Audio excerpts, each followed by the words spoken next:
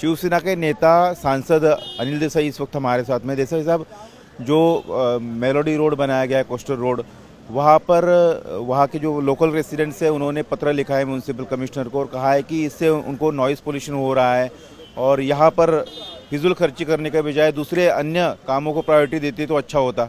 विरोध कर रहे हैं वहाँ के लोग। ये विरोध की बात में उसमें भी तथ्य है, क्योंकि वहाँ के रेसिडेंट्स हमारे पास भी आए, इन्होंने काफ़ी लोगों ने उस तरह का आवेदन भी दिया है। और ये रमलर्स या मेलोडी रोड जिस तरह से बनाया गया है, उससे गाड़ियाँ जाने के बाद जो रेजोल्यूशन होता है, उससे ये लोगों के लिए तकलीफ़ की बात रहती है। डेसिबल भी रहता है हाई, और वहाँ पे अस्पताल भी है, वहाँ पे स्कूल्स भी है। तो ये डिस्टर्बेंस देखते हुए मेरे ख्याल से सरकार ने बहुत तुरंत कदम उठानी ज़रूरी है। लेकिन जिन लोगों ने बिठाया वो कह रहे हैं कि उसमें वो हम साउंड बैरियर्स लगा सकते हैं। जो नॉइज़ हो रहा है, पोल्यूशन की बात कही जा रही है, वो डेसिबल के भीतर है। इसमें कुछ राजनीतिक है, इसलिए ये विरोध किया जा रहा है।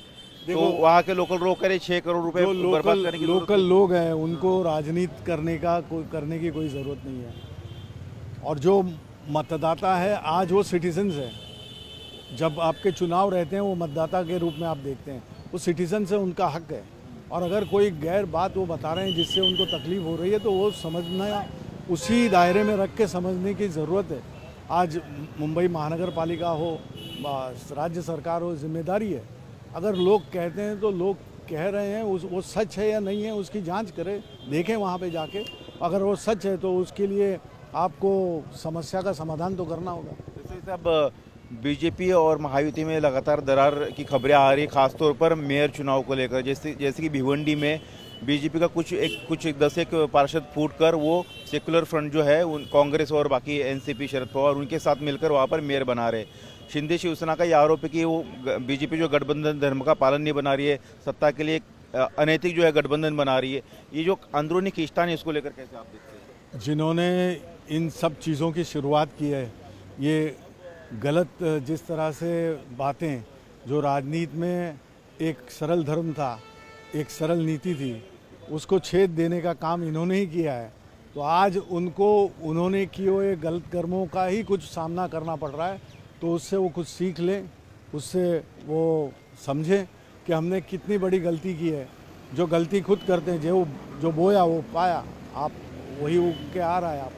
तो इसमें उन्हीं को समझना चाहिए कि गैर करेंगे तो गैर ही उसका परिणाम आएगा।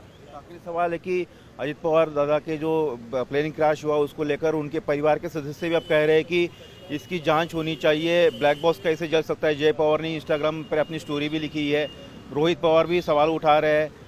तमाम जो लोग हैं इसको लेकर सवाल उठा रहे हैं कि इसकी जांच होनी चाहिए। किस तरह की जांच होनी चाहिए? पत्र भी लिखने की मांग हो रही है। रोहित पवार जी ने कुछ सवाल किए हैं, वो काफ़ी, जिसमें तथ्य है। ओवर फ्यूलिंग हुआ था, ओवर फ्यूलिंग के हिसाब से जिस तरह से ब्लास्ट हुए, उससे ब्लैक बॉक्स और फ्लाइट रिकॉर्डर में भी बाधा पहुंची, वो भी जल गए। तो ये सब सीरियस मामले, गंभीर मामले, इसके ऊपर भाष्य करना कोई ठीक नहीं रहेगा। इसका इन्वेस्टिगेशन उसी कड़े दायरे में होना बहुत ज़रूरी है।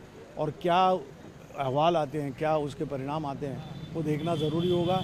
ये अगर घातपात है तो उसके बारे में जो सवाल उन्होंने किए, उसके ऊपर इन्वेस्टिगेशन हो रहा है।